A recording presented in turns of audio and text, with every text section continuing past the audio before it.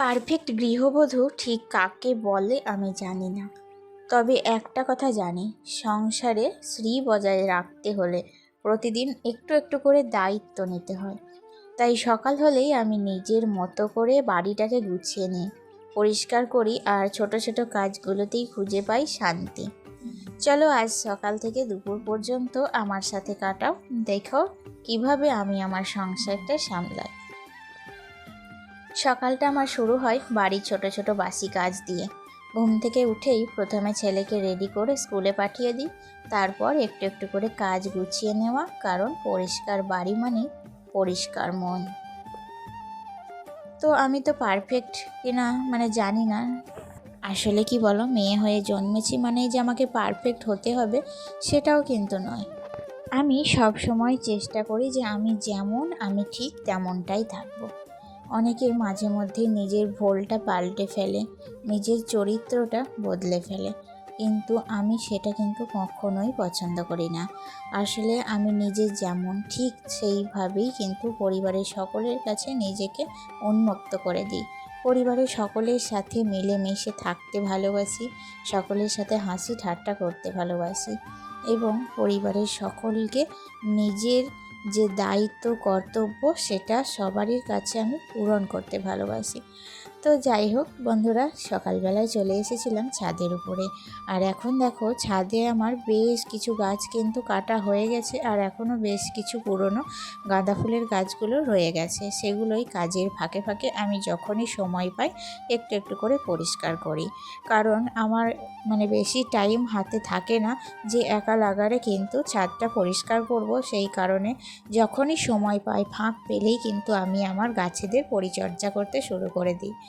কালকে রাত্রিবেলায় বৃষ্টি হওয়াতে কিন্তু দেখো আবার আমি ওপরতলা থেকে নিচে বাবুর কাঁথাটা নামিয়ে এনেছিলাম, কারণ বেশ ঠান্ডা লাগছিল, ফ্যান চালিয়েছিলাম তো সেই কারণে। এখন কিন্তু পরপরই বেশ দুদিন বৃষ্টি হলো বন্ধুরা। আবার শুনছি কালকে কিন্তু আমার মাদের ওদিকে একটুও বৃষ্টি হয়নি। তোমাদের কাদের কাদের দিকে বৃষ্টি হয়েছে কমেন্টে জানিও। তো যাই হোক, রাত্রির দিকে ভীষণ ঠান্ডা লাগছিল, সেই কারণে তো দেখতেই পেলে সমস্তটা আবার নামাতে হয়েছে আমাকে কিন্তু আজকে আবার তুলতে হবে, তো ডবল এগুলো খাটুনি। তো যাই হোক, বিছানার বেড কভারটা চেঞ্জ করে নিচ্ছি এখন। আর কি বলো তো, রাত্রের দিকে একটা আলাদা বেড কভার কালকে রাত্রে পেতেছিলাম, কারণ এই বেড কভারটা না একটু ভিজে গিয়েছিল জল পড়ে, সেই কারণে চেঞ্জ করে দিয়েছিলাম। তো সকালবেলায় কিন্তু আবার পেতে দিলাম। তো যাই হোক বন্ধুরা, দেখো বেড সামাতো গোছানো রেডি। আসলে ছেলে স্কুলে গেলে আমি খুব রিল্যাক্সে কাজগুলো কমপ্লিট করতে পারি জানো তো। আর ও যতক্ষণ থাকে ততক্ষণই কিন্তু বিরক্ত করে, আর এই যে ফোনটা কিন্তু আমি পাই না, সব সময় ও নিয়ে গেম খেলতে থাকে। আর ছেলেকে ফোন থেকে ছাড়ানো, কি করে যে ছাড়াবো আমি বুঝেই উঠতে পারছি না। এত ওর ফোনের নেশা হয়ে যাচ্ছে, দিনকে দিন যত যাচ্ছে ততই কিন্তু পরিমাণটা বেড়ে যাচ্ছে। তাই ভাবছি, আমি খুব চিন্তায় আছি যে কিভাবে ওর কাছ থেকে ফোনটাকে দূরে সরাবো। তোমাদের কারোর কাছে যদি কোনো টিপস থাকে অবশ্যই আমাকে কমেন্টে জানিও বন্ধুরা, কারণ আমার এই টিপসটা একান্তই খুবই প্রয়োজনীয়, কারণ এটার জন্যই না আমার প্রচুর চিন্তা হচ্ছে ছেলের জন্য। তো যাই হোক, দেখতেই পেলে বেশ কয়েকটা নতুন জামা প্যান্ট ছিল ওগুলো, তো সেগুলো এখন আলমারির মধ্যে পুরে রাখছি। কারণ কি বলো তো, একটু একটু করে সামলাচ্ছি তো, তাই একটু সময় লাগছে। সবটা একসাথে করা আমার পক্ষে কখনোই সম্ভব না, কারণ সংসারের অন্যান্য কাজ থাকে, তারপর ছেলের কাজ থাকে। তো ছেলের জন্য খাবার তৈরি করা, ছেলেকে স্নান করানো, খাওয়ানো, তো সেই জন্য একদিনে সবটা কিছুতেই কমপ্লিট করা হয় না আর কি। সেই কারণে আস্তে আস্তে সমস্তটা কমপ্লিট করছি। আর আজকে রান্না করেছিলাম মাছ। অনেক দিন পর কিন্তু আজকে মাছ নিয়েছিলাম। আমি যতদিন বাড়িতে ছিলাম না আমার শাশুড়ি মারা কিন্তু মাছ নেননি, এই কারণে যিনি আমাদের মাছ দেন তিনি কিন্তু প্রচণ্ড রাগ করেছিলেন। আর আজকে সকালবেলায় আমি যখন বলছি যে মাছ নেব, কিছুতেই কিন্তু মাছ দিতে আসছিল না। তো ভীষণ একটা হাসির ব্যাপার, তাই না? তো যাই হোক, তারপর অনেক বুঝিয়ে সুঝিয়ে মাছ নিয়েছিলাম। তো সেই মাছ কিন্তু আজকে ঝোল করেছি, আর এদিকে করেছি ভেন্ডি, ছুটি আর আলু বেগুন দিয়ে একটা পাতলা করে ঝোল। তো আজকে ঝোলটা খেতে এত সুন্দর হয়েছিল জানো তো। আজকে কিন্তু আমার হাঁড়িতে এক ফোঁটাও ভাত ছিল না রাত্রিবেলার জন্য, সমস্ত ভাত কিন্তু এবেলাতেই শেষ হয়ে গিয়েছিল, এত সুন্দর ঝোলটা রান্না হয়েছিল। তো তারপরে তো রান্নার পর গ্যাস ওভেনটা মুছে নিয়েছি আর এখন পরিষ্কার করে নিচ্ছি আর কি। একটা মেয়ে যখন জন্ম নেয় তখন কি সে পারফেক্ট হয়ে জন্মায়? না, সে তো জানেই না যে তার জীবনের ওপর দিয়ে কত ঝড় বয়ে যাবে, কত পরীক্ষার মুখোমুখি তাকে হতে হবে। ছোটবেলা থেকে বড় হওয়া, তারপর বিয়ে, সংসার, দায়িত্ব, প্রতিটা ধাপেই একটা মেয়েকে নতুন নতুন পরিস্থিতির মুখোমুখি হতে হয়। সে নিজেও জানে না সেই সব পরীক্ষায় সে পারবে কিনা, পারফেক্টভাবে সব সামলাতে পারবে কিনা। কিন্তু একটা জিনিস যদি সে সব সময় ধরে রাখে, তার নিজের চরিত্র, তার ধৈর্য আর তার ভালোবাসা, তাহলে ধীরে ধীরে সে সব পরীক্ষায় উত্তীর্ণ হতে পারবে। আমিও পারফেক্ট গৃহবধূ কিনা জানি না, তবে প্রতিদিন চেষ্টা করি আমার দায়িত্বগুলো ঠিকভাবে পালন করতে, সংসারটা একটু গুছিয়ে করতে, পরিবারের সবাইকে ভালো রাখতে।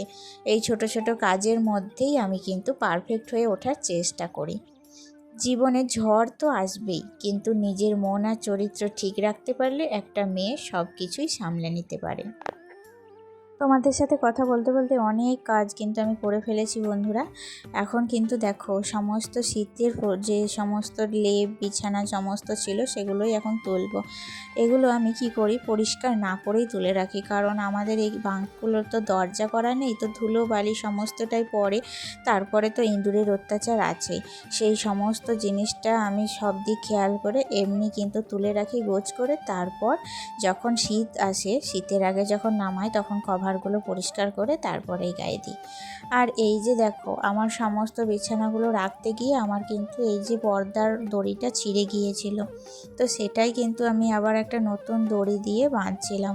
আর যখন বাঁধছিলাম তখন নিচে আমার হাজব্যান্ড এসে কিন্তু আবার মইটা ধরলো, তো পিছন থেকে ডাকছিল।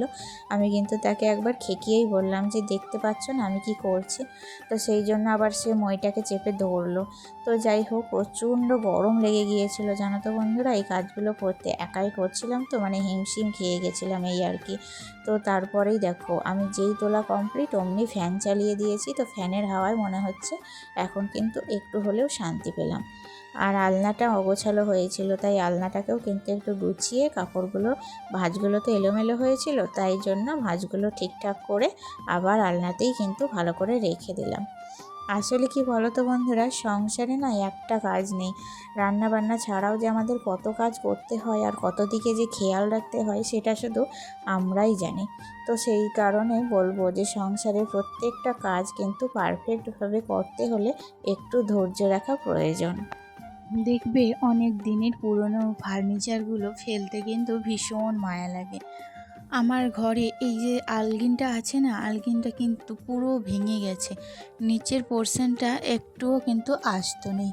তবুও মায়া করে যেন জিনিসটাকে ফেলতে পারি না, মনে হয় যেন কত কিছু স্মৃতি ঘিরে আছে এই আলগিনটার মধ্যে। আর পাশে দেখতে পাচ্ছ একটা ড্রাম আছে, তো অনেক আগেকার দিনে মানুষ যা করতো আর কি, তো টিন দিয়ে ড্রাম ভরিয়ে রাখতো, তার ভেতরে চাল ভরে রাখতো। তো সেই সমস্ত টিন ওগুলো ড্রামগুলো রয়ে গেছে, তো এখন আমি কি করব, ওই বড় বড় ড্রামগুলো বলে ফেলতেও পারি না। তো তার উপরে সমস্ত বিছানা যেগুলো হয় সেগুলোই কিন্তু গুছিয়ে রাখি। তো যাই হোক, তারপরে স্নান কমপ্লিট করে নিয়েছি। আর এখন দেখো আমার হাজব্যান্ড আজকে কত কিছু বাজার করে নিয়ে এসছে, এখানে রয়েছে কিন্তু সবগুলোই নতুন নতুন সবজি। এখন কি বলো তো, এখন তো চৈত্র মাস পড়ে গেছে, আর এই নতুন নতুন সবজিগুলো কিন্তু এই গ্রীষ্মের সময় খেতে ভীষণ ভালো লাগবে। তার মধ্যে রয়েছে ভেন্ডি, পটল, ইঁচড়, সজনে ডাঁটা, পালং শাক, এগুলো কিন্তু সত্যি এখন খেতে ভীষণ ভালো লাগবে। আর এইগুলো যদি থাকে ভাতের পাতে, আর কিন্তু কিচ্ছু চাই না। তোমরা জানোই কয়েকদিন আগে আমি যুবসাথীর ফর্ম ফিল আপ করেছিলাম, তো আজকে আমি যাচ্ছিলাম যে যুবসাথী টাকাটা ঢুকেছে কিনা। তো দেখো মাত্র 15 দিনের মাথায় কিন্তু আমার যুবসাথী টাকাটা ঢুকে গিয়েছে। আর এখন আমি সেটাই তুলে নিয়ে এলাম, তারপর সেটা ভালো করে আলমারির মধ্যে সযত্নে রেখে দিলাম। আমার প্রথম পাওয়া টাকা, যাই হোক নিজের রোজগারের না হোক, কিন্তু এটা আমি আমার গুরুদেবকে দেবো, এটাই কিন্তু মনস্থির করেছি। তো যাই হোক, তারপরে দেখো বাবুর বইগুলো সব ঠিকঠাক করে নিচ্ছি, কারণ বেরিয়ে পড়বো এবার টিউশনির জন্য। অনেকটাই তো বেলা হয়ে গিয়েছে। তো যাই হোক, তারপরে টিউশন থেকে একবারে ফিরে দেখা হচ্ছে তোমাদের সাথে। দেখো একবারে সন্ধে লাগবো মানে মেঘ করছে জানো তো। আসলে আমার মনে হচ্ছে যে সন্ধে লেগে গেছে, কিন্তু এখনও কিন্তু সন্ধে লাগেনি। আকাশটা দেখো, চারপাশে কিন্তু মেঘ ঘনিয়ে এসছে। তো আমি তো তাড়াতাড়ি করে ছাদে চলে এসেছি। দেখো কত কষ্ট করে শুকনো করা জামা কাপড় বৃষ্টিতে ভিজে যাবে না, তো সেই কারণে সমস্ত জামা কাপড়গুলো তাড়াহুড়ো করে তুলতে চলে এসেছিলাম।